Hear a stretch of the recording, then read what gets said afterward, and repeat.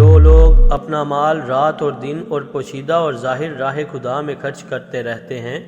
ان کا صلہ پروردگار کے پاس ہے، اور ان کو قیامت کے دن نہ کسی طرح کا خوف ہوگا اور نہ غم۔ جو لوگ سود کھاتے ہیں وہ قبروں سے اس طرح حواس باختہ اٹھیں گے جیسے کسی کو جن نے لپٹ کر دیوانہ بنا دیا ہو۔ یہ اس لیے کہ وہ کہتے ہیں کہ سودا بیچنا بھی تو نفع کے لحاظ سے ویسا ہی ہے جیسے سود لینا، حالانکہ سودے کو خدا نے حلال کیا ہے اور سود کو حرام۔ تو جس شخص کے پاس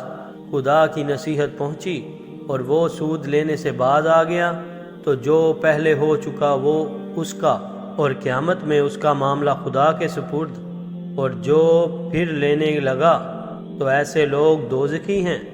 کہ ہمیشہ دوزخ میں جلتے رہیں گے۔ خدا سود کو نابود یعنی بے برکت کرتا اور خیرات کی برکت کو بڑھاتا ہے،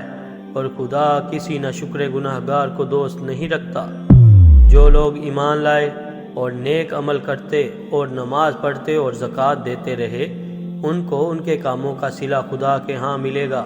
اور قیامت کے دن ان کو نہ کچھ خوف ہوگا اور نہ وہ غمناک ہوں گے۔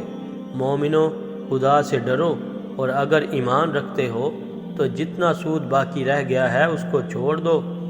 اگر ایسا نہ کرو گے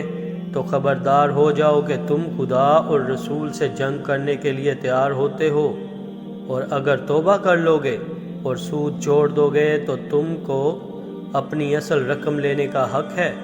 جس میں نہ اوروں کا نقصان اور نہ تمہارا نقصان۔ اور اگر قرض لینے والا تنگ دست ہو تو اسے کشائش کے حاصل ہونے تک مہلت دو، اور اگر زر قرض بخش ہی دو